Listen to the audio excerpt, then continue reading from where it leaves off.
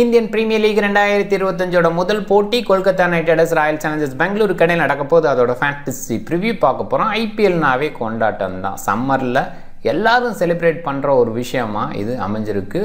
ஒரு கிரிக்கெட்டில் best cricket serious அப்படின்னு சொன்னால் டெஃபினட்டாக இதை சொல்லிடலாம். அந்தளவுக்கு பணமும் புழங்குது.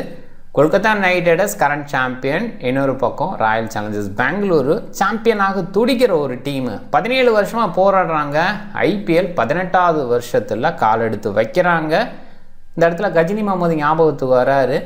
17 முறை போர் தொடுத்தார், 18வது முறை ஜெயிச்சார் அப்படின்னு நமக்கு மோட்டிவேஷனுக்காக சொல்கிற கதை அது உண்மை கிடையாது அப்படின்னா கூட இங்கே ஆர்சிபி அதோட சிங்க் ஆவாங்களா, 18வது முறை அப்படிங்கிற வகையில் ஜெயிப்பாங்களா? போன சீசனோட ஆரம்பத்தில் அந்தளவுக்கு சிறப்பாக இல்லை.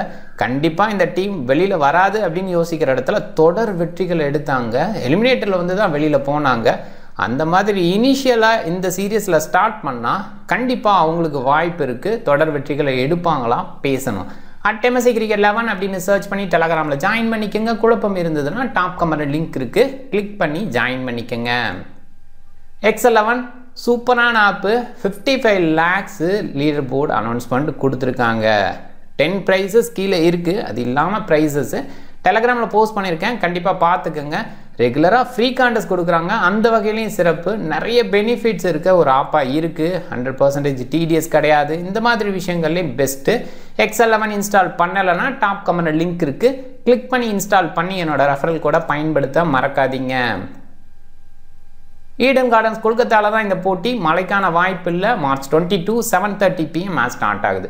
95 போட்டியில் 38 பேட் ஃபர்ஸ்ட், 55 சேசிங்கு. Chasing preferable.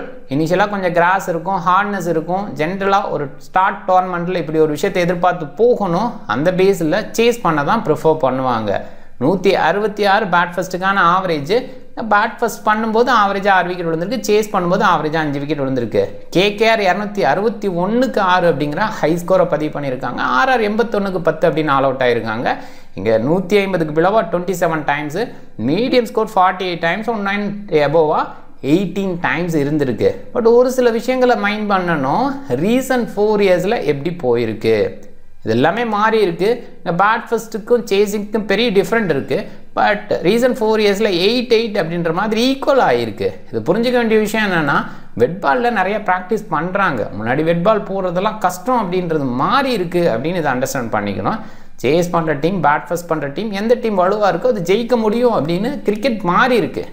195 bad ஃபர்ஸ்ட்டுக்கான average, 166லேருந்து 195. இது பெரிய டிஃப்ரென்ஸு. லாஸ்ட் 4 இயர்ஸில் நிறைய ஹை ஸ்கோரிங் கேமை நம்ம பார்த்துக்கிட்டே இருக்கோம். அதனால தான் இந்த நம்ம விக்கெட் பேஸில் 6, 5 அப்படின்ற மாதிரி அதில் மாற்றம் இல்லை. ஹை ஸ்கோர் 261க்கு 6 அப்படிங்கிற அந்த ஸ்கோர் தான் ரீசெண்டாக தான் வந்தது. 149 தான் லோவாக இருந்திருக்கு. அந்த ஸ்கோர் தான் 150 பிலோவாக இருந்த 4 வருஷத்தில். மற்றபடி ஹை ஸ்கோர் நிறைய இருந்திருக்கு. சொல்லப்போனால் 16 போட்டியில் 8 போட்டியில் 190 எபோவாக இருந்திருக்கு. அப்படிங்கும்போது கண்டிப்பாக நிறைய ஸ்கோர் பேஸ் பண்ணி தான் ரீசெண்ட் இயர்ஸ் இருந்திருக்கு. அது மாதிரி தான் இன்றைக்கி போட்டியும் இருக்குங்கிறது எதிர்பார்ப்பு. ஒரு பாயிண்டில் இனிஷியலாக கொஞ்சம் ஸ்விங் கிடைக்கும், இனிஷியல் விக்கெட் விழ வாய்ப்பு இருக்குது அப்படின்னா கூட மிடில் பேஸ் லேட்டர் பேஸில் ஸ்கோர் பண்ணி பெரிய ஸ்கோரை போஸ்ட் பண்ண முடியும். 2 டீமுமே இந்த பர்டிகுலர் கிரவுண்டில் 88 போட்டி விளாண்டுருக்காங்க. KKR அவங்களோட ஹோமில் மொத்தமே 95 போட்டி தான். அதில் 88 போட்டி இவங்க இன்வால்வ் ஆன போட்டி. அதில் 52 வின்னு, 36 தோல்வி. இதில் 24 பேட் ஃபர்ஸ்ட்டு, 28 சேசிங் அப்படின்ற போது பெரிய டிஃப்ரென்ஸ் இங்கே இல்லை. பட் கண்டிப்பாக ஹோம் அட்வான்டேஜ் கொஞ்சம் எடுத்திருக்காங்க அப்படின்னு தான் சொல்லணும். 172 பேட் ஃபர்ஸ்ட்டுக்கான ஆவரேஜ், சேஸ் பண்ணும்போது கொஞ்சம் டவுனாக இருக்குது. விக்கெட் பேட் ஃபர்ஸ்ட் பண்ணும்போது அதிகமாக விட்டுருக்காங்க, சேஸ் பண்ணும்போது அவ்வளோவா விக்கெட் விடலை. சக்ஸஸ்ஃபுல்லாக 184 சேஸ் பண்ணியிருக்காங்க. அதே ஆர்சிபின்னு பார்க்கும்போது 13 போட்டியில் 8 லாஸு, 5 வின்னு. 5 வின்னில் பேட் ஃபர்ஸ்ட்டில் 2 வின்னு, சேஸில் 3 வின்னு.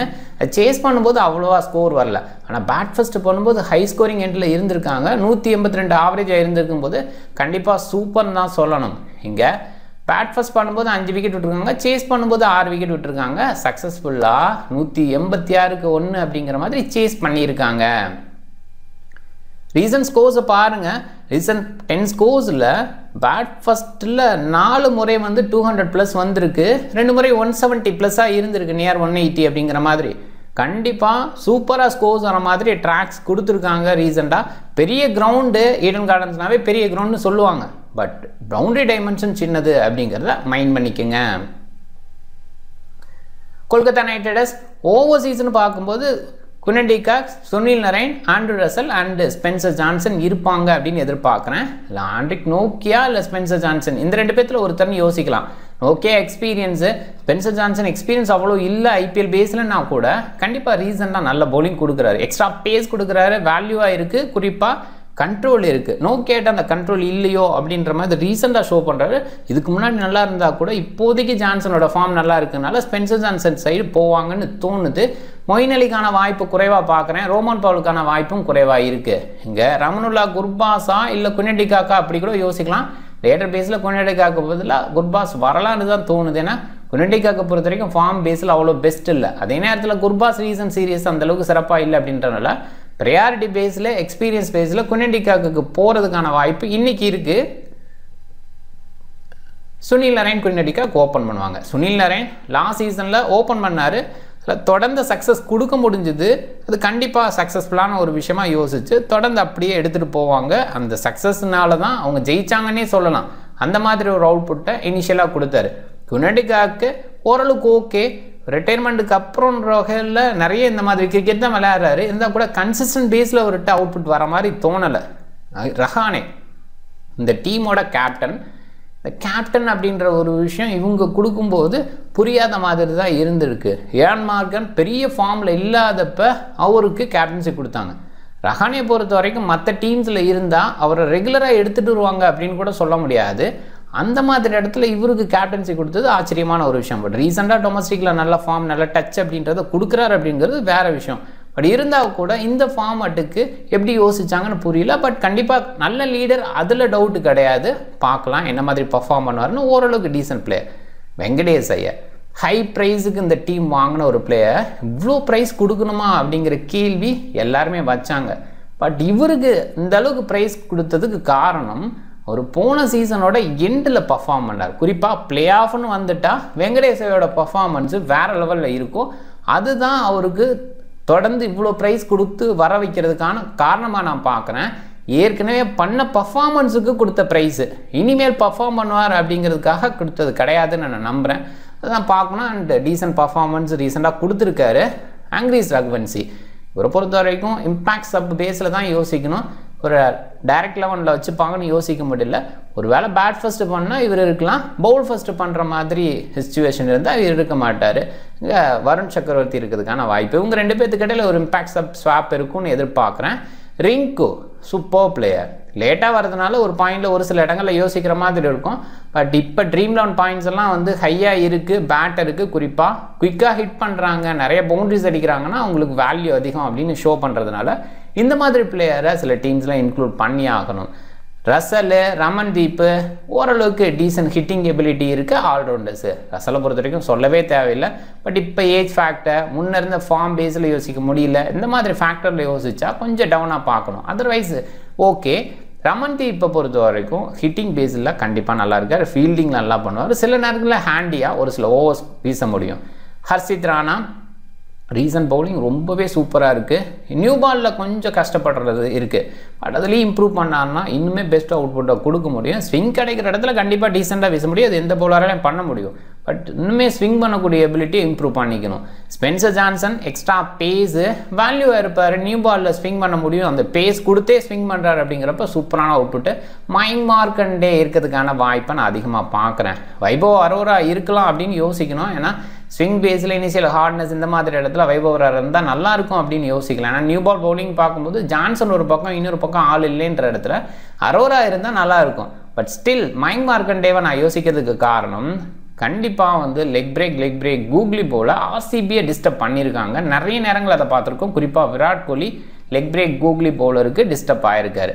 ஸ்ரேயாஸ் கோபால் வந்து அதுக்கு எக்ஸாம்பிளாக சொல்லலாம். ஆர்சிபி கேக்கன்ஸ் அவரோட நம்பர் ரொம்பவே சூப்பராக இருக்கும். அதை நம்ம பார்த்துருக்கோம். அது இல்லாமல் ரீசன் நம்பர்ஸ்னு பார்க்கும்போது Virat Kohli against leg break bowler, leg break googly bowler கஷ்டப்படுவார். ஆதில் ரஷீதுக்கு அகேன்ஸ்டாக ரீசன்ட் சீரியஸில் கஷ்டப்பட்டதை பார்த்தோம். அதுக்கப்புறம் அப்ரர் அகமதுக்கு அகேன்ஸ்டாக கொஞ்சம் கஷ்டப்பட்டார். இந்த மாதிரி விஷயத்தெல்லாம் யோசிக்கும் போது டெஃபினட்டாக மயங்க் மார்க்கெட் இருந்தால் பெட்டர். வருண் சக்கரவர்த்தி இன்னொரு லெக் பிரேக் பவுலர், மிஸ்ட்ரி. ஒரு லெக் பிரேக்னு சொல்ல முடியாது, கண்டிப்பாக மிஸ்ட்ரி. டிஃப்ரெண்ட் ஆங்கிளில் டிஃப்ரெண்ட் பவுலிங் அப்படிங்கிறத கொடுக்க முடியும். அந்த வெரைட்டி ரீசெண்டாக செம்மையாக ஷோ பண்ணியிருக்காரு. சில நம்பர்ஸ் இவங்கள்ட்ட இருந்து பார்ப்போம். Quinton D cock recent innings அவ்வளோ கிரியேட்டாக இல்லை. இதை பற்றி தான் பேசணும். 54 போன வருஷம் ஏப்ரலில் ஒரு மேட்ச்சு. ஸோ மற்ற மேட்சஸ் எல்லாம் சுமாரான ஸ்டார்ட் கொடுத்துருக்காரு, அவுட்புட் வரலை. அண்டு ஆர்சிபிக்கு எகென்ஸ்டான்னு பார்க்கும்போது ரீசெண்டாக சூப்பராக பண்ணியிருக்காரு. அண்ட் கொல்கத்தாவில் ஒரு 28, மற்றபடி அவ்வளோ கிரேட்டாக இல்லை. இந்த நம்பர்ஸ் எல்லாம் லாஸ்ட் 3 சீசன்ஸ் அப்படிங்கிறத ஞாபகப்படுத்துகிறேன். அண்ட் ரைட் ஆர்ம் ஃபாஸ்ட்டு 11 முறை. ஓவராலாக நிறைய ரைட் ஆர்ம் ஃபாஸ்ட்டு தான் இருப்பாங்க. பவுலிங் பேஸில் ஃபாஸ்ட் பவுலர்ஸ்னால் நிறைய ஃபாஸ்ட் பவுலர்ஸ் ரைட் ஆர்மில் தான் இருக்காங்க. லெஃப்ட் ஆர்ம் ஃபாஸ்ட்டு கம்மியாக இருக்குது. ஸோ அதனால் ரைட் ஆர்ம் ஃபாஸ்ட் விக்கெட்டை மட்டும் அதிகமாக பார்க்க வேணாம். ஃபாஸ்ட் பவுலர்ஸுக்கு விக்கெட் விட்டுருக்காங்க அப்படிங்கிற அந்த ஆங்கிளில் பார்க்கலாம். அண்ட் குவிண்டன் டி காக் ஒரு பாயிண்டில் யோசிக்க வேண்டிய விஷயம், அவர் வந்து லெஃப்ட் ஹேண்ட் பேட்டர், ஒரு சவுத் ஆஃப்ரிக்கன். அப்போ ஸ்பின்னர்ஸுக்கு எகென்ஸ்டாக நிறைய விக்கெட்டை விட்டுருக்கணும் அப்படிங்கிற ஆங்கிளில் ஆஃப் பிரேக் பவுலர் தான் அவங்களுக்கு ஆப்போசிட்டாக இருக்க முடியும். ஆனால் ஆஃப் பிரேக் பவுலர்ஸுக்கு எகென்ஸ்டாக அவ்வளோவா விக்கெட்டை விடலை அப்படிங்கிறத மைண்ட் பண்ணிக்கோங்க. இப்போ ஃபாஸ்ட் பவுலர்ஸ் குறிப்பாக லெஃப்ட் ஆர்ம் ஃபாஸ்ட்டுக்கு 8 விக்கெட்டு, ரைட் ஆர்ம் ஃபாஸ்ட்டுக்கு 11 விக்கெட்டு, லெக் பிரேக் பவுலருக்கு கொஞ்சம் விக்கெட்டை விட்டுருக்காரு. ஸோ அதனால் அதை கொஞ்சம் மைண்ட் பண்ணிக்கோங்க. கொஞ்சம் ஷார்ட் பால் பாடி லைனில் போடும்போது கஷ்டப்பட்டுருக்கு. அதே தான் சுனில் நரேனுக்கும் சொல்லணும். அவருமே பார்த்தீங்கன்னா ஃபாஸ்ட் பவுலர்ஸுக்கு தான் அதிகமாக விக்கெட்டை விட்டுருக்காரு. அவர் வந்து ஸ்பின்னர்ஸுக்கு எகென்ஸ்டாக சூப்பராக விளையாடுவார் அப்படின்னு பார்த்துருக்கோம். நிறைய 6 ஹிட்டிங் அப்படிங்கிறத அவரால் கொடுக்க முடியும் ஸ்பின்னர்ஸுக்கு எகென்ஸ்டாக. ஃபாஸ்ட் பவுலர்ஸுக்கு எகென்ஸ்டாக 17 முறை இழந்திருக்காரு. ஸ்பின்னர்ஸுக்கு எகென்ஸ்டான்னு பார்க்கும்போது இங்கே 9 முறை மட்டுமே. ஸோ அதை பார்க்கணும். அண்டு சுனில் நரேனோட ரீசன்ட் நம்பரில் 81 ஒன்று இருந்திருக்கு. அதர்வைஸ் கொஞ்சம் ஆவரேஜாக தான் இருந்திருக்கு. சுனில் நரேன் குயிக்காக ஆடுவார், அந்த ஒரு விஷயம் தான். சடனாக பெரிய இன்னிங்ஸை பில்ட் பண்ண முடியும் அப்படின்னு ஷோ பண்ணியிருக்காரு. அண்ட் ஆர்சிபிக்கு எகென்ஸ்டாக ஒரு 47 இருந்திருக்கு. அண்ட் அதுக்கு முன்னாடி கொல்கத்தாவில் அப்படின்னு பார்க்கும்போது ஒரு 71, ஒரு 109 அப்படிங்கிற அந்த நம்பர் இருக்குது. போன சீசன் சூப்பர் சீசனாக இருந்தது. பேட்டிங் பவுலிங் ரெண்டுலேயுமே சிறப்பாக பண்ணார் ரஹானே. ரீசனாக பார்க்கும்போது ஒரு சில டீசன்ட் இன்னிங்ஸ் இருந்திருக்கு அப்படின்னா கூட பிக் இன்னிங்ஸாக கன்வெர்ட் பண்ணலை. பட் கொல்கத்தாவில் ஒரு பெரிய இன்னிங்ஸு, அதுவும் ரொம்பவே குறைவான பாலில் 29 பாலில் 71 நாட் அவுட் அப்படிங்கிற அந்த நம்பர் ரஹானேக்கு இருந்திருக்கு. அண்ட் அவர் வந்து ஃபாஸ்ட் பவுலர்ஸுக்கு கொஞ்சம் வீக்காக இருந்திருக்காரு. சில ஸ்பின் பவுலிங் அவுட் அப்படிங்கிறது இருந்திருந்தா கூட இனிஷியலாக சில மேட்சஸ் விளையாண்டுருக்காரு. ஓவரால் கலவையாக இருந்திருக்காரு. ஸ்பின்னர்ஸை கொஞ்சம் ஹேண்டில் பண்ணுறது பெட்டராக பண்ண முடியும் அப்படின்னு ஷோ பண்ணியிருக்காரு. வெங்கடேஷ் இதை தான் சொன்னோம். போன சீசனோட எண்டில் எப்படி பர்ஃபார்ம் பண்ணியிருக்காரு அப்படின்னு பாருங்கள். ஸோ இதுதான் வந்து அவருக்கான ஹை ப்ரைஸை தேடி தந்தது. ஒரு போட்டி அதுவுமே நாட் அவுட்டு, மற்ற போட்டிகளில் சூப்பரான அவுட்புட்ஸ் கொடுத்துருக்காரு. அண்ட் ஆர்சிபிக்கு எகென்ஸ்டாக சில அவுட்புட்ஸ் பெட்டராக இருந்திருக்கு. 2 அவுட்புட் நல்லா இருந்திருக்கு, 3 அவுட்புட் நல்லா இல்லை. அண்ட் கொல்கத்தாவில் ஓரளவுக்கு டீசன்ட் நம்பர் கொடுக்க முடியும்னு ஷோ பண்ணியிருக்காரு. Left arm fast, right arm ஃபாஸ்ட்டுக்கு எகென்ஸ்டாக விக்கெட்ஸை விட்டுருக்காரு. 10-10 அப்படின்ற மாதிரி கொஞ்சம் ஃபாஸ்ட் பவுலர் ஷார்ட் பால் போடும்போது வெங்கடேஷ் ஐயர் காலியாக இருக்கார் அப்படின்னு சொல்லுது. அண்ட் அங்க்ரூஸ் ரகுவன்சி ஒரு சில இன்னிங்ஸ் நல்லா இருந்திருக்கு. குறிப்பாக ரீசன்ட் இன்னிங்ஸில் 2 30+ இருந்திருக்கு. கொல்கத்தாவில் ஒரு 30 இருந்திருக்கு. அண்ட் ஆர்சிபிக்கு எகென்ஸ்டாக நிறைய விளையாடல, ஒரே ஒரு இன்னிங்ஸ் தான் அது ஃபெயிலியர் இன்னிங்ஸாக அமைஞ்சிருச்சு. அண்ட் அவர் ஓரளவுக்கு ஃபாஸ்ட் பவுலர்ஸுக்கு அவுட் ஆகிருக்காரு. ஜென்ரலாக இந்தியன் பிளேயர்ஸ் அப்படின்னு பார்க்கும்போது ஸ்பின்னரை ஹேண்டில் பண்ணுவாங்க. அது வந்து இன்டர்நேஷ்னல் வரும்போது ஸ்பின்னரை ஹேண்டில் பண்ணுற கொஞ்சம் குறையுது. பட் டொமஸ்டிக்கில் விளையாடுற பிளேயர்ஸ் ஸ்பின்னர்ஸை நல்லா ஹேண்டில் பண்ணுறாங்க. எக்ஸ்ட்ரா பேஸ் இருக்கும்போது காலியாகிறாங்க அப்படின்றது இங்கே ஃபேக்டாக இருக்குது. ரிங்கு ரீசன்ட் இன்னிங்ஸு ஒரு சில இடங்கள் ஓகே, பட் பெஸ்ட்டாக பார்க்க முடியல. சில நாட் அவுட்ஸ் இருந்திருக்கு. குயிக்காக ஆடுவார், லேட்டாக வரதுனால இன்னிங்ஸ் பில்டிங் அப்படின்ற ஒரு விஷயம் எதிர்பார்க்க முடியாது. பட் இப்போ இருக்கிற ட்ரீம் டீம் பாயிண்ட் அப்படின்ற அந்த மாதிரி இடத்துல யோசிக்கும் போது நிறைய ஹிட்டிங் பேஸில் இருக்கவங்களும் வர முடியும்னு தோணுது. அதில் ரிங்கு சிங்கை ஒரு சில டீம்ஸில் இன்க்ளூட் பண்ணி பார்க்கலாம். ரசல் ரீசன்ட் இன்னிங்ஸ்னு பார்க்கும்போது 320+ இருந்திருக்காரு. அவ்வளோ பெஸ்ட்டாக இல்லை. அதே நேரத்தில் ஆர்சிபிக்கு எகென்ஸ்டாகவும் பெஸ்ட் அவுட் போட்டு கொடுக்கல. ஒரு 27, ஒரு 25 அப்படிங்கிற அந்த நம்பர்ஸ் இருக்குது. பட் கொல்கத்தாவில் சில நாட் அவுட்ஸு, அதில் குறிப்பாக 64 போன சீசனில் 3rd மேட்ச்சில் இருந்தது. அண்ட் 27 நாட் அவுட் அப்படின்ற மாதிரி இருந்திருக்கு. ஓவராலாக ஓரளவுக்கு ஓகே. 20+ எல்லாமே இருந்திருக்கு. இந்த 25+ன்னு வந்ததுனாவே நமக்கு வந்து 2 விக்கெட்டுக்கான பாயிண்ட்ஸ் எடுத்து கொடுக்க முடியும். அதனால் இதெல்லாமே இம்பார்ட்டண்ட்டாக பார்க்கலாம். ரமன்தீப் சில நாட் அவுட்ஸு ஒரு இடத்துல எண்டில் ஃபினிஷ் பண்ணுறாரு அப்படிங்கிற ஒரு விஷயம் தான். நிறைய நாட் அவுட்ஸ் வச்சுருக்காரு பாருங்கள், எல்லாம் நிறைய இடத்துல ஸ்டார் இருக்குது, அந்த அளவுக்கு அவுட்புட் இருக்குது. பட் ரொம்ப லேட்டாக வரதுனால தான் அந்த நாட் அவுட்ஸ் அப்படின்னு புரிஞ்சுக்கலாம். பவுலிங் பேஸில் சுனில் நரைன் டாப்பில் அவர் மட்டும்தான் பவுலராக இருக்கார். அவர் மேக்ஸிமம் விக்கெட்ஸ் எடுத்துறாரு. ஒரே ஒரு போட்டி ஆர்சிபிக்கு எகென்ஸ்டாக ரன்ஸ் கொடுத்துருக்காரு. மற்றபடி பார்த்தா ரீசன்ட் நம்பரும் நல்லாயிருக்கு, ஆர்சிபிக்கு எகென்ஸ்டாக இருக்க நம்பரும் நல்லாயிருக்கு, கொல்கத்தாலேயும் அவரோட நம்பர் நல்லா இருக்குது. அண்ட் ஓவராலாக ஓகேவான பர்ஃபார்மன்ஸு கொடுத்துருக்காரு. அடிஷ்னலாக ஓப்பன் பண்ணுறாரு, பேட்டிங்கில் கொஞ்சம் பர்ஃபார்மன்ஸ் கொடுக்குற பட்சத்தில் டெஃபினட்டாக யோசிக்க வேண்டிய பிளேயராக இருக்கார் ரசல். அகெயின்ஸ்ட் ஆர்சிபி பவுலிங் பேஸில் ஸ்ட்ராங்காக இருந்திருக்காரு. ஒரே ஒரு போட்டியில் கொஞ்சம் மோசமாக இருந்திருக்காரு. அதே நேரத்தில் கொல்கத்தாவில் 2 போட்டியில் சுமாராக இருந்திருக்காரு. கொல்கத்தாவில் போடும்போது கொஞ்சம் ரன்ஸுக்கு போயிருக்காரு அப்படின்ற அந்த ஃபேக்டை ஒத்துக்கணும். பட் விக்கெட் டேக்கிங் பேஸில் டெஃபினட்டாக வேரியேஷன் கொடுத்து விக்கெட் எடுப்பார். லேட்டர் பேஸில் எண்ட் ஓவரில் சில நேரங்களில் வீசுறதுனால அந்த விக்கெட் டேக்கிங் அப்படின்றது ஆண்ட்ரூ ரசலுக்கு அமையுது. இதே மாதிரி போனாங்கன்னா இனிஷியலாக ஸ்பென்சர் ஜான்சன் ஒரு வீசிடுவார், ஹர்ஷித் ராணா அண்ட் ரசல் தான் எண்ட் ஓவரில் வீசுவாங்க. அப்படிங்கும்போது அந்த எண்ட் ஓவர் விக்கெட்ஸ் நிறைய எடுக்க வாய்ப்பு இருக்குது. ரமன்தீப்போட பவுலிங் நிறைய இல்லை, பட் பவுல் பண்ணும்போதெல்லாம் விக்கெட் எடுத்திருக்க. ரீசன் நம்பர்ஸை பார்த்தீங்கன்னா தெரியும். இந்த இடத்துல ஒரு ஓவர் கூட வீசல, அந்த இடத்த விட்டுருவோம். பட் அதர்வைஸ் 2 ஓவருக்கு 2 விக்கெட், 3 ஓவருக்கு 3 விக்கெட், 1 ஓவருக்கு 1 விக்கெட் அப்படின்ற மாதிரி நம்பர் இருந்திருக்கு. கண்டிப்பாக நியூ பால் வீசக்கூடிய கெப்பாசிட்டி இருக்குது. கொஞ்சம் ஸ்லோவாக வீசுவார், ஸ்லோவாக இருந்தால் கூட ஸ்விங் கிடைக்கும் அப்படிங்கிற அந்த ஆங்கிளில் நியூ பாலில் ஸ்பென்சர் ஜான்சன், ரமன்தீப் அப்படின்னு ஸ்டார்ட் பண்ணால் ஆச்சரியப்படுறதுக்கு இல்லை. ஹர்ஷித் ராணாவோட நம்பர் ரொம்பவே சூப்பர். ஒரே ஒரு இடம் மட்டும்தான் 4 over 61 அப்படின்னு நிறைய நம்பர் கொடுத்துட்டாரு ரன் பேஸில். அதர்வைஸ் 2-2-2-2ங்கிற மாதிரி கொல்கத்தாவில் தொடர்ந்து 2 விக்கெட்ஸ் ஹால் இருந்திருக்கு. ஆர்சிபிக்கு எகென்ஸ்டாகவும் 2-2 அப்படின்னு இருந்திருக்கு. அண்ட் ரீசன்ட் நம்பரோட ஆவரேஜ் பார்த்தீங்கன்னா 2 விக்கெட்ஸ். ஆவரேஜாக 2 விக்கெட்ஸ் எடுக்கிற அளவுக்கு ஓவராலாக இருந்திருக்கார் ஹர்ஷித் ராணா. ஸ்பென்சரோட விக்கெட் டேக்கிங் ஆர்சிபிக்கு எகென்ஸ்டாகவும் கொல்கத்தாவுக்கு எகென்ஸ்டாகவும் விளையாடலை, அதனால் அங்கே விட்டுருவோம். பட் விக்கெட் டேக்கிங் அவ்வளோ பெஸ்ட்டாக இல்லை. ரீசெண்டாக அவரோட ஃபார்ம் பெட்டராக இருக்கனால கொஞ்சம் யோசிக்க வேண்டியதாக இருக்குது. மயங்க் மார்க்கண்டேவோட நம்பர் கண்டிப்பாக டீசெண்டாக இருக்குது. ஆனால் சில நேரங்களில் ஓவர் முழுமையாக கொடுக்காமல் இருக்காங்க.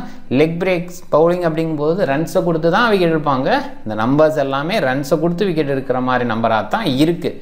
வருண் சக்கரவர்த்தி சொல்லவே தேவையில்லை, இப்போ இருக்கிற ஃபார்ம் வேறு லெவல். நம்பரும் அதை ரொம்பவே சூப்பராக சொல்லுது. நம்பரே பார்க்காட்டியும் வருண் சக்கரவர்த்தியை நிறைய பேர் பிக் பண்ணுவாங்க, கேப்டன் ரேஞ்சுக்கு யோசிப்பாங்க. அப்படி தான் இப்போ பர்ஃபார்மன்ஸும் இருந்துகிட்ருக்கு. இதில் 4 விக்கெட் ஹால் இருக்குது, 3 விக்கெட் ஹால் நிறைய இருக்குது, 2 விக்கெட்ஸ் நிறைய இருக்குது. ஓவராலாக பார்க்கும்போது super bowling, improved bowling show பண்ணிகிட்ருக்காரு. ராயல் சேலஞ்சர்ஸ் பெங்களூரு இங்கே overseas Phil Salt, Livingstone, Tim David and Hazlewood அப்படின்னு இருப்பாங்கன்னு தோணுது. ஹேசல்வுட் ப்ராக்டிஸில் ஹெவியாக பார்க்கல, பட் ஸ்டில் இன்ஜுரி ஃப்ரீயாக இருப்பார், அரைவாயிட்டார் அப்படின்றதுனால கண்டிப்பாக விளையாடுவார் அப்படின்னு தோணுது. ஒருவேளை அவரோட இன்ஜுரி இருந்ததுன்னா நுவான் துஷாராவோ இல்லை லுங்கிங்கிடியோ இருக்கலாம். ஜேக்கப் பெத்தலோட அரைவலும் இருந்துடுச்சு. அவருமே ரீசெண்டாக வேர்ல்ட் கப்பில் இன்ஜுரி காரணமாக தான் விளையாடலை.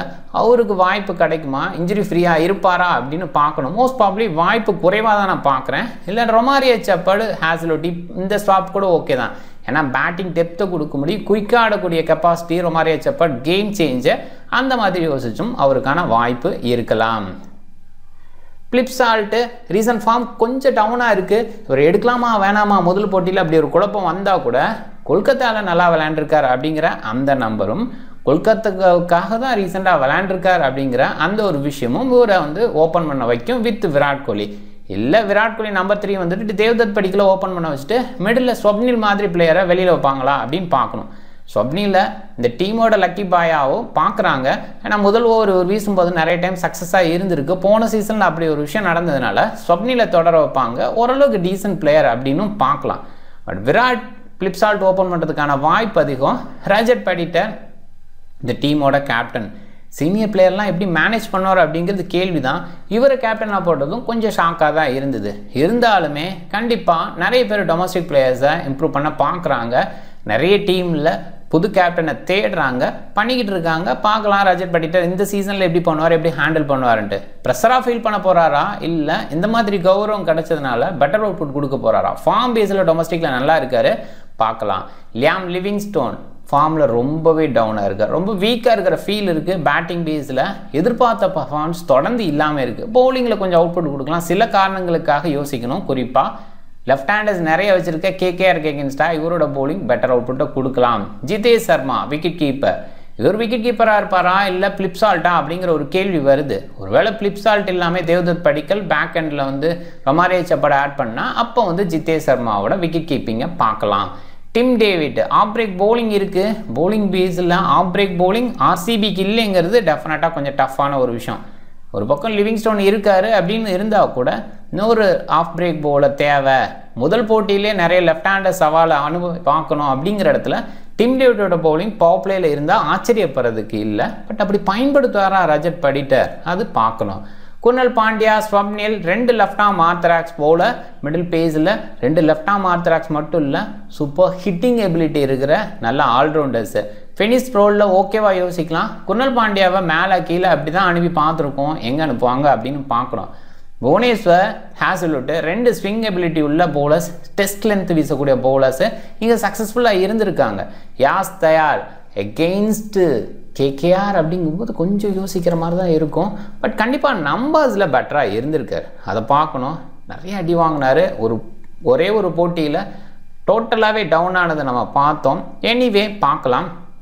சுயாஸ் சர்மா இன் கொல்கத்தா நிறைய ப்ராக்டிஸ் ஆகிருக்காரு, பட் அவ்வளோ சக்ஸஸ்ஃபுல்லாக இல்லை அப்படிங்கிறது ஒரு நம்பர் சொல்கிற ஒரு விஷயம். பார்க்கலாம். இவர் இருக்கிறதுக்கான வாய்ப்பு நான் அதிகமாக பார்க்குறேன். லெக் பிரேக் பவுலரை உள்ளே எடுத்துகிட்டு வரலாம்னு நினைப்பாங்க. அண்ட் நம்பர் பார்ப்போம். பிளிப்சால்ட்டு ரீசன் நம்பர் ஒரு 32, ஒரு 68, ஒரு 75 நம்பர் ஓரளவுக்கு ஓகேவாக இருக்குது. இப்போ இருக்கிற ஃபார்ம் பேஸில் யோசிக்கும் போது தான் கொஞ்சம் டவுனு. அதர்வைஸ் இந்த நம்பர் நல்லது தான் சொல்லுது. அண்ட் கொல்கத்தாலேயும் நல்ல நம்பர்ஸ் வச்சுருக்காரு. இவர் கொல்கத்தாவுக்கு எகென்ஸ்டான்னு பார்க்கும்போது நிறைய விளையாடலை. ஏன்னா ரீசெண்டாக கொல்கத்தாவுக்காக தான் விளையாண்டார். டெல்லிக்காக விளையாடும் போது அகென்ஸ்ட் கொல்கத்தா ஒரு 5 ரன் 3 பால்ஸ்க்கு அப்படின்னு விளையாண்டுருக்காரு. விராட் கோலி சொல்லவே தேவையில்லை, அவரோட நம்பர்லாம் காமிக்கணுமே இல்லை. அந்த அளவுக்கு குவாலிட்டி கிரிக்கெட் தொடர்ந்து கொடுத்துருக்காரு. இதில் கேகேஆருக்கு எகென்ஸ்டாக ஒரு 83, 54 ஓரளவுக்கு டீசன்ட் நம்பர். அண்ட் கொல்கத்தாவில் அப்படின்னு பார்க்கும்போது அந்தளவுக்கு கிரேட் நம்பர் வரலை, ஷோ ஆகலை. அண்ட் இவர் ரைட் ஆர்ம் ஃபாஸ்ட்டுக்கு 14 முறை. பட் இந்த நம்பரில் ஒரு சில விஷயங்களை நோட் பண்ண வேண்டியது இருக்குது. ஜென்ரலாக Indian top orders left arm fast leg break பவுலர்ஸுக்கு காலியாவாங்க. அந்த இடத்துல லெஃப்ட் ஆர்ம் ஃபாஸ்ட்டுக்கு 8 முறையும் லெக் பிரேக் பவுலருக்கு அகென்ஸ்டாக 6 முறையும் அவுட் ஆகிருக்காரு. ஸோ இந்த இடத்துல தான் நான் வந்து மயங்க் மார்க்கண்டே அகென்ஸ்ட் விராட் கோலி அப்படிங்கிற ஒரு பேட்டில் எதிர்பார்க்குறேன். ரஜத் படிட்டர் ரீசன் நம்பர் கண்டிப்பாக சூப்பராக இருக்குது, தொடர்ந்து கன்சிஸ்டண்ட்டை ஷோ பண்ணியிருக்காரு. அண்ட் கேகேஆர் அகென்ஸ்டாக லாஸ்ட் மேட்ச்சில் ஒரு 50 அண்டு கொல்கத்தாவில் 52 அண்ட் 112 அவரோட செஞ்சுரி இங்கே வந்திருக்கு, அவரோட பெஸ்ட் இங்கே வந்திருக்கு. அந்த வகையிலும் கொஞ்சம் கான்ஃபிடெண்ட்டாக உள்ள வர வாய்ப்பு. இங்கே வந்து விக்கெட் பேஸில் அவர் right arm fast left arm fast ஒரு டிப்பிக்கல் இந்தியன் பேட்டருங்கிற மாதிரி ஃபாஸ்ட் பவுலர்ஸுக்கு எகென்ஸ்டாக நிறைய விக்கெட்ஸாக விட்டுருக்காரு. அண்ட் லியாம் லிவிங்ஸ்டோன்னு பார்க்கும்போது ரீசன் நம்பர் நம்ம சொன்ன மாதிரி தான் ரொம்ப புவராக இருந்திருக்கு. இல்லை 21, 28 அப்படிங்கிற இந்த நம்பர் ஓகே, அதர்வைஸ் ரொம்ப வீக்கு. ஸோ கொஞ்சம் ஸ்மாராக தான் இருந்திருக்கார். கேகே அவ்வளோ பெஸ்ட்டாக இல்லை, அதேமாதிரி கொல்கத்தாவிலையும் அவ்வளோ பெஸ்ட்டாக இல்லை. ஜிதேஷ் சர்மா ரீசெண்டாக ஓகேவான நம்பர், சில இடங்களில் ஃபினிஷ் பண்ணியிருக்காரு. இறங்குற இடத்துக்கு இவ்வளோ தான், கொஞ்சம் மேலே வந்தால் பெட்டர் அவுட்புட் கொடுக்க முடியும். பட் கண்டிப்பாக இங்கே தான் வரப்போகிறாரு, இன்னும் லேட்டாக வந்தாலும் ஆச்சரியப்படுறதுக்கு இல்லை. டிம் டேவிட் ஓகேவா ஃபினிஷ் பண்ணியிருக்காரு.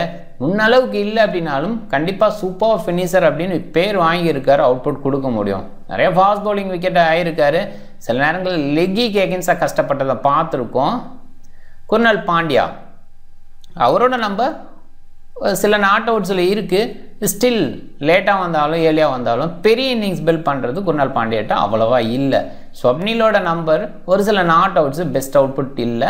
அண்ட் பவுலிங் பேஸுக்கு போயிடுவோம். லியாம் லிவிங்ஸ்டோன் ரீசெண்டாக ஒரு சில இடங்கள் ஓவர்ஸ் போட்டிருக்காரு. எல்லா இடத்துலையும் பெஸ்ட் அவுட்புட் அப்படிங்கிற மாதிரிலாம் இல்லை, ஓகே அப்படிங்கிற மாதிரி தான் இருந்திருக்கு. நிறைய ரன்ஸ் தான் கொடுத்துருக்காரு. குர்னல் பாண்டியா இவருமே விக்கெட் டேக்கிங் பேஸில் கன்சிஸ்டண்ட்டாக இல்லை. ஒரு சில விக்கெட்ஸ் தான், சொல்லப்போனால் கடந்த 5 போட்டியில் ஒரே ஒரு விக்கெட்டு. அண்ட் கேகேஆர் அப்படின்னு பார்க்கும்போது 3 போட்டியில் 1 விக்கெட்டு. அண்ட் கொல்கத்தாவில் கடந்த 3 போட்டியில் 2 விக்கெட் அப்படி தான் இருந்திருக்காரு. ஸோ அதனால் அவ்வளோ பெஸ்ட்டாக நான் யோசிக்கல. ஸ்வப்னில்னு பார்க்கும்போதும் இங்கே விக்கெட் டேக்கிங் பேஸில் 2 போட்டியில் விக்கெட் எடுத்துருக்கா, 3 போட்டியில் விக்கெட் எடுக்கல. அதே நேரத்தில் இன்னொரு பாயிண்ட் இங்கே நோட் பண்ண வேண்டியதாக இருக்குது. முழுமையாக ஓவர் அவருக்கு கொடுக்கறதில்ல, முழு கோட்டா வீசுறது இல்லை. புவனேஸ்வர் ரீசெண்டாக விக்கெட் டேக்கிங் பேஸில் பெஸ்ட் அவுட்புட்டை கொடுக்கல. முன்னாடியெல்லாம் விக்கெட் டேக்கிங்னா புவனேஸ்வர் கன்சிஸ்டண்ட்டாக இருந்தார் அப்படின்றதெல்லாம் இப்போ மாறி இருக்குது. கடந்த 4 போட்டிலையும் விக்கெட் எடுக்கல. கடந்த 3 முறை மோதலையும் கேகேஆருக்கு எகென்ஸ்டாக விக்கெட் எடுக்கல. கொல்கத்தாவில் கடந்த 2 முறையில் ஒரு விக்கெட் மட்டுமே எடுத்திருக்கார். ஸோ ஓவராலாக பார்க்கும்போது புவனேஸ்வரும் பெஸ்ட் அவுட்புட்டை கொடுக்கல. ஜோஸ் ஹேசல்வுட் கண்டிப்பாக டீசெண்டாக இருந்திருக்காரு. கொல்கத்தாவில் 3 விக்கெட் எடுத்திருக்காரு அண்ட் ஒரே ஒரு இடத்துல தான் விக்கெட் விழாமல் இருந்திருக்கு. ஓவராலாக பெஸ்ட் அவுட்புட்டை கொடுத்துருக்கார். யாஸ் தயால் இவர் கொல்கத்தாவுக்கு எகென்ஸ்டாக அடிப்பட்டாலும் ரன்ஸ் நிறையா கொடுத்தாலும் 4 over 16 நாட் அப்படிங்கும்போது இது பெரிய நம்பர். இந்த மாதிரி கொடுத்தாலும் கண்டிப்பாக விக்கெட் டேக்கிங் பேஸில் அகென்ஸ்ட் கொல்கத்தா நல்லா இருந்திருக்கு. அதை கொஞ்சம் மைண்ட் பண்ணிக்கணும். Left arm medium Suyash Sharma இவர் பாருங்க, இவர் கொல்கத்தாவில் இருந்திருக்காரு. கொல்கத்தாவில் பெஸ்ட் அவுட்புட் இல்லை. இதுக்கு முன்னாடி கேகேஆருக்காக தான் விளையாண்டார். அதனால் அவர் கேகேஆருக்கு எகென்ஸ்டாக இது வரைக்கும் விளையாடலை. இதுதான் முதன்முறை. பட் பெஸ்ட் அவுட்புட் இல்லைங்கிறது தான் இங்கே ஃபேக்ட். ரீசன் நம்பர் விக்கெட்டே எடுக்கலை. சுனில் நரேன், வருண் சக்கரவர்த்தி ஏற்கனவே இருந்தாங்க. அவங்களுக்கு நிறைய ஓவருக்குனால இவருக்கு ஓவர் குறைவாக கிடைக்கும். இந்த நம்பரை பார்த்தீங்கன்னாவே தெரியும். 2 over 2 over 1 over 3 over 3 over அப்படின்னு தான் இருக்குது. முழுமையாகவே கோட்டா எங்கேயுமே வீசல. ஒரே ஒரு இடத்துல தான் முழு கோட்டா வீசிருக்காரு. அங்கே தான் விக்கெட் எடுத்திருக்காரு. ஸோ அந்த மாதிரி தான் நம்ம பார்க்குறோம். இது கொஞ்சம் ஓவர்ஸ் அதிகமாக கிடைக்கலாம், கொஞ்சம் பெட்டர் அவுட்புட் கூட வரலாம். பட் ஓவராலாக கொல்கத்தாலேயும் பெஸ்ட்டாக இல்லை, ரீசன் இன்னிங்ஸும் பெஸ்ட்டாக இல்லை அப்படிங்கிறது தான் இது வரைக்கும் இருக்கிற நம்பர். 2 டீமுமே கம்பேர் பண்ணி பார்க்கும்போது கேகேஆர் ஹோம் அட்வான்டேஜ் எடுத்துக்கிறதுனால கொஞ்சம் அட்வான்டேஜ் எடுத்துக்கலாம். ஆர்சிபியை பொறுத்த வரைக்கும் இந்த சீசனில் செலெக்ஷன் பேஸில் ஒரு அப்ளாஸ் கொடுக்கணும். அந்த மாதிரி தான் செலக்ட் பண்ணியிருக்காங்க. கண்டிப்பாக அவங்களோட கிரவுண்டுக்கு எப்படி பிக் பண்ணணுமோ அந்த மாதிரி பிளேயர்ஸை பிக் பண்ணியிருக்காங்க. பட் ஒரு ஆங்கிளில் மட்டும் கொஞ்சம் நான் மைனஸாக பார்க்குறேன். கொஞ்சம் ஸ்லோயராக இருக்குமோ லேட்டர் பேஸில் ட்ராக்ஸ் எல்லாம். பெங்களூரை பொறுத்த வரைக்கும் கொஞ்சம் க்யூரேட்டர்ஸ் ஹெவியாக ஒர்க் பண்ணால் தான் ஓரளவுக்கு ஃப்ளாட்டராக ரெடி பண்ண முடியும். இங்கே ஃப்ளாட்டர் ட்ராக்குக்கு தகுந்த மாதிரி தான் பிளேயர்ஸ் எடுத்திருக்காங்க. ஒருவேளை பெங்களூரில் விமன் கிரிக்கெட் ரீசனாக நடக்காமல் இருந்தால் கொஞ்சம் ஜோஸ்ஃபுல்லாக இருக்கும். இந்த பிளேயர்ஸுக்கெலாம் ரொம்ப யூஸ்ஃபுல்லான ஒரு விஷயமாக பார்க்கலாம். பட் கண்டிப்பாக வந்து ஸ்லோயர் ஆகும். இன்னும் சொல்லப்போனால் பெங்களூரில் எப்பயுமே பெஸ்ட் ஆவரேஜ் இருக்கும். இந்த வருஷம் அந்த பெஸ்ட் ஆவரேஜ்லேருந்து குறையும் அப்படிங்கிற மாதிரி தான் என்னோட கருத்து இருக்குது. எனிவே பார்க்கலாம். இப்போ ஆர்சிபியோட டாப் ஆர்டர்னு பார்க்கும்போது பிளிப்சால்ட், விராட் கோலி இவங்களுக்கு எகென்ஸ்டாக பவுலர் பேஸில் யோசிக்கிறப்ப கேகேஆர் கண்டிப்பாக நியூ பால் ஸ்விங் கிடைக்குங்கிற ஆங்கிளில் கொஞ்சம் ஹார்னஸ் ஆங்கிளில் யோசிக்கும் போது ஸ்பென்சர் அண்டு ஹர்ஷித் ராணாவை யோசிப்பாங்க. ஒருவேளை வைபவ் ஹரவராவை உள்ளே கொண்டு வரலாம் அப்படின்னு யோசிச்சா, ஒருவேளை இந்த இம்பேக்ட் சப் பேஸில் டாப் ஆர்டர் விக்கெட்ஸு ஓரளவுக்கு ஸ்டெபிலிட்டி கொடுத்துட்டாங்க. ஒரு 4-5 விக்கெட்ஸ் மட்டும் இருந்தால் ரமன்தீப் இல்லாமையோ இல்லை வேறு யாராவது எடுத்துட்டோ இல்லை டாப் ஆர்டரில் இருக்கிற ஒரு பிளேயரை மிஸ் பண்ணிவிட்டு அந்த இடத்துல வைபவ் ஹரவராவை கொண்டு வர வாய்ப்பு இருக்குது. ஏன்னா நியூ பால் பவுலிங் கேகேஆருக்கு அவ்வளோ பெஸ்ட்டாக இல்லை. ஹர்ஷித் ராணா ஓரளவுக்கு வீசுவார் அப்படின்னாலும் ஸ்பென்சர் ஜான்சனோட சப்போர்ட் பண்ணி வீசுறதுக்கு நியூ பால் பவுலர் அவ்வளோவா கிடையாது. ஸோ அந்த ஆங்கிளில் கொஞ்சம் யோசிக்கணும். அப்போ பிளிப்சால்ட்டு, கோலி ஓரளவுக்கு மேனேஜ் பண்ணிடுவாங்க அந்த இடத்துல. கோலி ஒருவேளை அந்த இடத்துல இந்த தப்பிச்சு வெளியில் வர மாதிரி இருந்தால் டெஃபினட்டாக ஆஃப்டர் 6 மைண்ட் மார்க்கெண்டை வச்சு அட்டாக் பண்ண பார்ப்பாங்க. வருண் சக்கரவர்த்தி ஏழியாக வீசுறதுக்கு வாய்ப்பு இருக்குது. பட் வருண் பால் விராட் கோலிக்கு பெரிய டிஸ்டர்பாக இருக்காது. ஓரளவுக்கு கூகுளி வீசுறாரு இதெல்லாம் இருந்தால் கூட கொஞ்சம் பேஸோட வீசுவேன். மைண்ட் மார்க்கண்டே கொஞ்சம் டிஃபிகல்ட் பால் பிக் பண்ணுறதுக்கு. விராட் கோலி இதுக்கு முன்னாடி ஸ்ரேயாஸ் கோபாலுக்கு எகென்ஸ்டாக தொடர்ந்து அவுட் ஆனது இந்த மைண்ட் மார்க்கண்டே மாதிரி பவுலிங் தான். ஸோ அந்த பேஸில் யோசிக்கும் போது மைண்ட் மார்க்கண்டே விராட் கோலிக்கு எகென்ஸ்டாக த்ரெட்டாக இருக்கலாம். ரஜத் படிட்டர் மிடில் பேஸில் படிட்டர் வரும்போது டெஃபினட்டாக ஒரு பக்கம் பேஸ் அட்டாக் இருக்கும். ஸோ இந்த விஷயத்தை ஆர்சிபி எப்படி ஹேண்டில் பண்ணுவாங்கன்னு பார்க்கணும். பிளிப்சால்ட்டு, கோலி ஒரு இடத்துல கோலி அவுட் ஆனால் ரஜத் படிட்டர் எடுத்துகிட்டு வரணும். இதே கோலி அவுட் ஆகாமல் பிளிப்சால்ட் இருந்தால் லியாம் லிவிங்ஸ்டோனை மேலே கொண்டு வந்தால் கொஞ்சம் பெட்டராக இருக்கும். ஏன்னா ஆப்போனன்ட்ஸ் வந்து பெரிய பிளான் பண்ண முடியாது.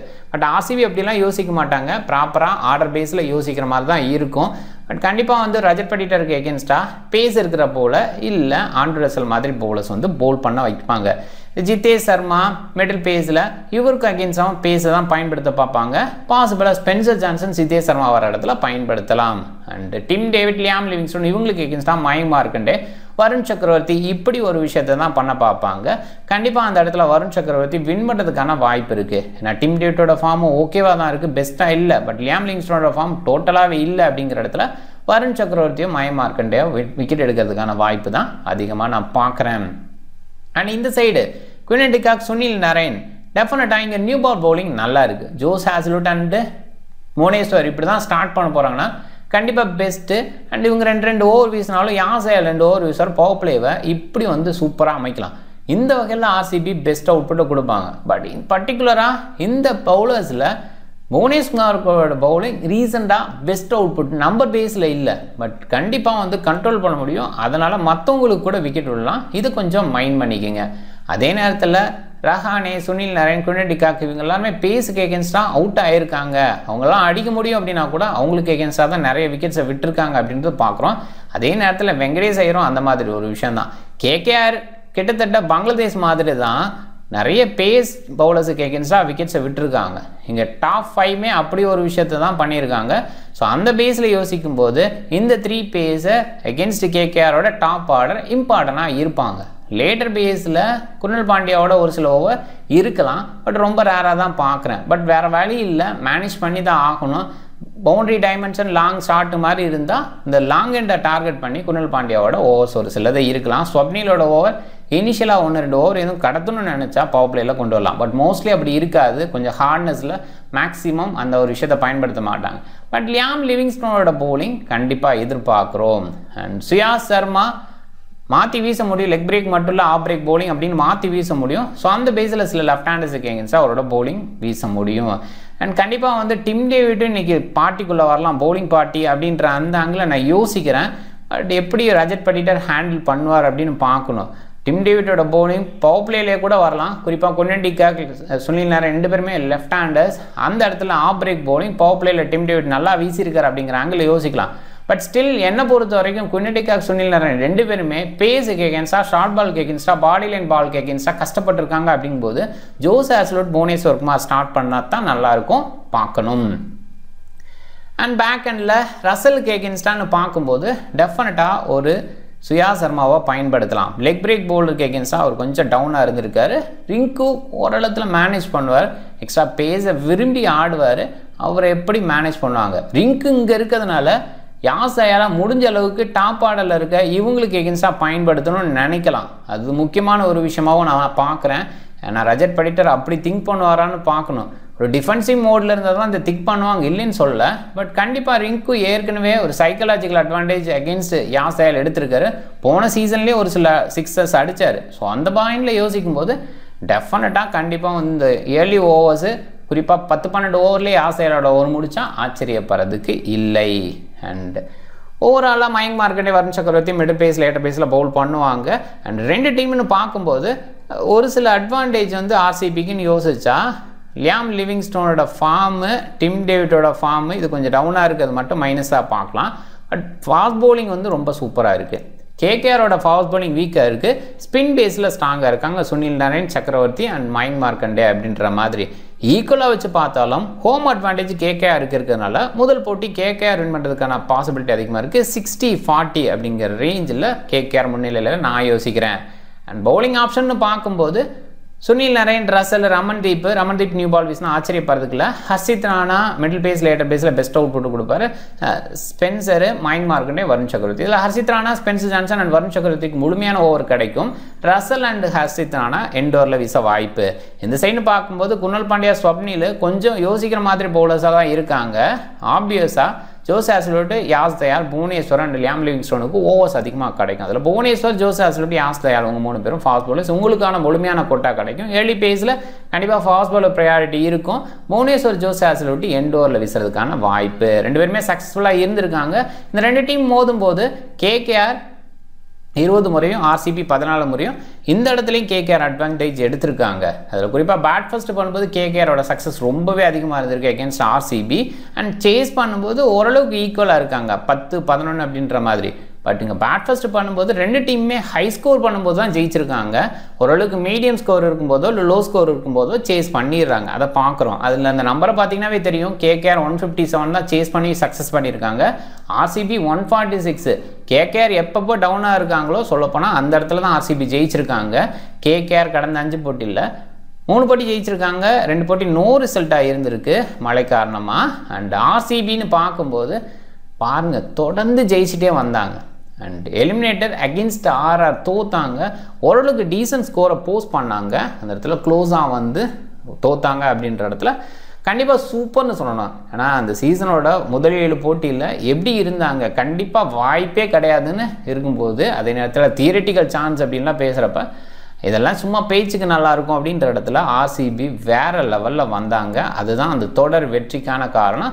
அண்ட் இதுக்கு மேலே இழக்கிறதுக்கு ஒன்றும் இல்லைங்கிற மாதிரி வந்தாங்க. அதனால தான் அந்த சக்ஸஸ் கிடச்சிது. கேகேஆர் ஆர்சிபி இந்த 2 டீம் கடையெல்லாம் பார்க்கும்போது ஸ்கோர்ஸ் ஹெவியாக வந்திருக்கு பாருங்கள். கடந்த 4 போட்டியிலே 3 அப்படின்னு வருது. இந்த 2 டீம் மோதும் போது ஸ்கோர்ஸ் ஹெவியாக ரீசெண்டாக வந்திருக்கு. அதுக்கு முன்னாடி கொஞ்சம் மீடியம் ஸ்கோர் லோ ஸ்கோரில் இருந்திருக்கு. அதுக்கு முன்னாடியுமே 200+, 194 அப்படிங்கிற மாதிரி இருக்குது. கண்டிப்பாக அண்டர்ஸ்டாண்டபிள். இந்த 2 டீம் மோதும் போது ஸ்கோர்ஸ் வந்துருக்கு. குறிப்பாக கொல்கத்தாவில் ஃபர்ஸ்ட் இன்னிங்ஸ் 2 டீமுக்குமே பெஸ்ட் அவுட்புட்டை கொடுத்துருக்கு அப்படின்றதையும் மைண்ட் பண்ணிக்கிங்க. டாப் 14 என்னோட மைண்டில் இப்போதைக்கு இந்த பிளேயர்ஸ் எல்லாம் பார்த்துக்குங்க. இதில் ஃபர்ஸ்ட் இன்னிங்ஸு, செகண்ட் இன்னிங்ஸ் இந்த மாதிரி விஷயங்களை பார்க்கும்போது இந்த இடத்துல பெரிய நம்பிக்கை வைக்க முடியல. ட்ராக் பேஸ்லேயும் சில விஷயங்கள் யோசிக்க வேண்டியது இருக்குது. இருந்தாலும் ஓரளவுக்கு பிளேயர் பேஸில் பெஸ்ட் பிக்ஸ்னால் இவங்க இருக்காங்க. Quinton de Kock, Sunil Narine open பண்ணுறாங்க. பிளிப் சால்ட்டு பாசிபிளாக க்ளோவர் பண்ணுவார் அந்த பாயிண்ட். அண்ட் இங்கே நல்லா விளையாண்டுருக்காரு அப்படிங்கிற பாயிண்ட்டு. கோலி இங்கே கிங்காக இருந்திருக்காரு. ராஜட் படிட்ட கொல்கத்தாவில் வேறு லெவல் பண்ணியிருக்காரு. கொல்கத்தாவுக்கு எகென்ஸ்டாகவும் நல்லா இருந்திருக்காரு. வெங்கடேஷ் ஐயர், லியாம் லிவிங்ஸ்டோன் ஓரளவுக்கு ஓகே. ஃபார்ம் பேஸில் வெங்கடேஷ் ஐயர் டீசெண்டாக இருக்கார். லியாம் லிவிங்ஸ்டோன் பவுலிங் பேட்டிங் ரெண்டுமே இருக்கனால ஓகேன்னு சொல்லலாம். ரிங்கு, ஆண்ட்ரூ ரசல் இவங்கெல்லாம் பேக் எண்டில் சக்ஸஸ் பண்ண முடியும். முதல் போட்டியில் ஓப்பனர்ஸ் இவங்கெல்லாம் கொஞ்சம் டவுனாக இருந்தால் கூட மிடில் பேஸில் இருக்கிற பிளேயர்ஸு ரொம்ப சக்ஸஸ்ஃபுல்லாக இருக்க முடியும். அந்த பாயிண்டில் இவங்களெல்லாம் யோசிக்கணும்.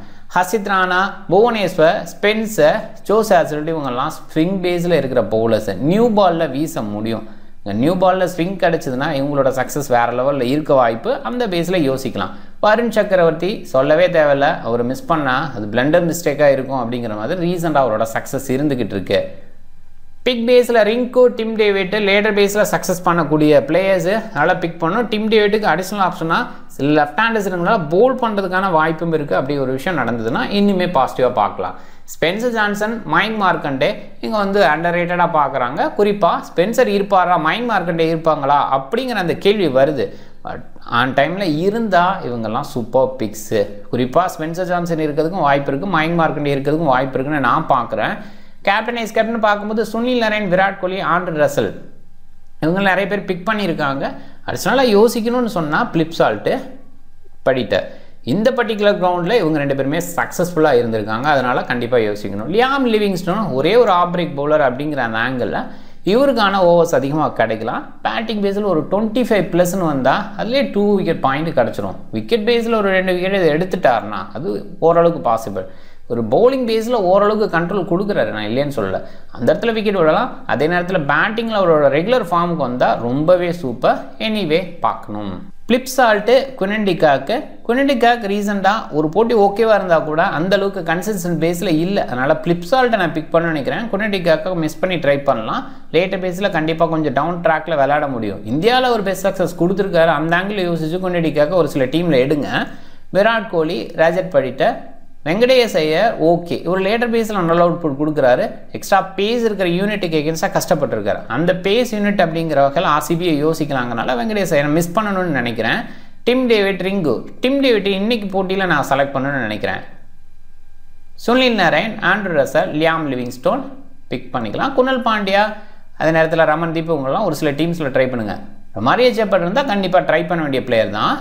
வருண் சக்கரவர்த்தி, ஹேசல்வுட், புவனேஸ்வரோட நம்பர் ரீசெண்டாக அவ்வளோவா இல்லை. ஹர்ஷித் ராணாவை எடுக்கலாம்னு நினைக்கிறேன். அதே நேரத்தில் யாஸ் தயாலோட நம்பர் ஓகேவாக இருந்திருக்கு. ஸ்பென்சர் எடுத்துக்கலாம். இல்லை நீங்கள் யோசிக்கிறாப்பில் இருந்தால் ஸ்பென்சர் டீசெண்டான சாய்ஸு. யாஸ் தயால் நியூ பால் எடுத்து வீசுறதுக்கான வாய்ப்பும் இருக்குது. பட் ஸ்டில் 2 ஸ்விங் பவுலர்ஸ் அப்படிங்கும்போது யாஸ் தயால் மிடில் பேஸில் வீசுறதுக்கு வாய்ப்பு அதிகமாக இருக்கனால அந்த இடத்துல கொஞ்சம் யோசிக்கிற மாதிரி இருக்குது. பட் ஸ்பென்சர் நியூ பால் எடுத்து வீச முடியும். அந்த இடத்துல எடுத்துக்கலாம். Captain Sunil Narine, Russell vice captain. கொஞ்சம் மிடில் பேஸில் இருக்கிற players best. Sunil Narine open பண்ணால் கூட அந்த இடத்துல குயிக்காக ஒரு 10-15 ரன்ஸு விக்கெட்டில் 2 எடுக்கும்போது ஓரளவுக்கு சேஃப் சாய்ஸாக போயிடும். இதில் கொஞ்சம் இன்னிங்ஸை பில்ட் பண்ணிட்டாருன்னா இன்னுமே பெஸ்ட் அவுட்புட்டு. ரசலை பொறுத்த வரைக்கும் ரீசெண்டாக நல்லா இருக்கார், நல்ல அவுட்புட்டு. குறிப்பாக ஏர்லி இன்னிங்ஸில் பெஸ்ட் அவுட்புட்டை கொடுத்து பார்த்துருக்கோம். போன சீசனோட 3rd மேட்ச்லேயே ஒரு பெரிய நம்பர் கொடுத்தாரு. லேட்டாக இறங்கும்போது இன்னுமே பெரிய சக்ஸஸ் இருந்திருக்கு. ஸோ அதனால் ரசலை வந்து நல்ல சாய்ஸாக நான் பார்க்குறேன். கிட்டத்தட்ட ஆர்சிபி பேட்டர்ஸ், கேகேஆர் பவுலர்ஸ் அப்படிங்கிற மாதிரி ஒரு அமைப்பில் டீம் இருக்குது.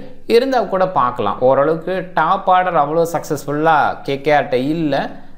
And decent bowling, Hazlewood, Liam லிவிங்ஸ்டனோட ஆல்ரவுண்ட் பர்ஃபார்மன்ஸ், இதை யோசித்து இந்த டீம் கொடுத்துருக்கேன். நீங்கள் கொஞ்சம் டிஃப்ரெண்ட்டாக யோசிக்கணும். குறிப்பாக ட்ரீம் லெவலில் விளையாடுறவங்க அங்கே என்ன பாயிண்ட்டை யோசித்து போகணுன்னா நிறைய பேட்டிங் பேஸ் பாயிண்ட்ஸ் ரீசெண்டாக இருக்குது. ஸோ அப்படித்தான் போக வேண்டியது இருக்குது. நிறைய பேட்டர்ஸை கவர் பண்ணால் தான் ஜெயிக்க முடியுங்கிற ஆங்கிள்லேயும் யோசிக்க வேண்டியதாக இருக்குது.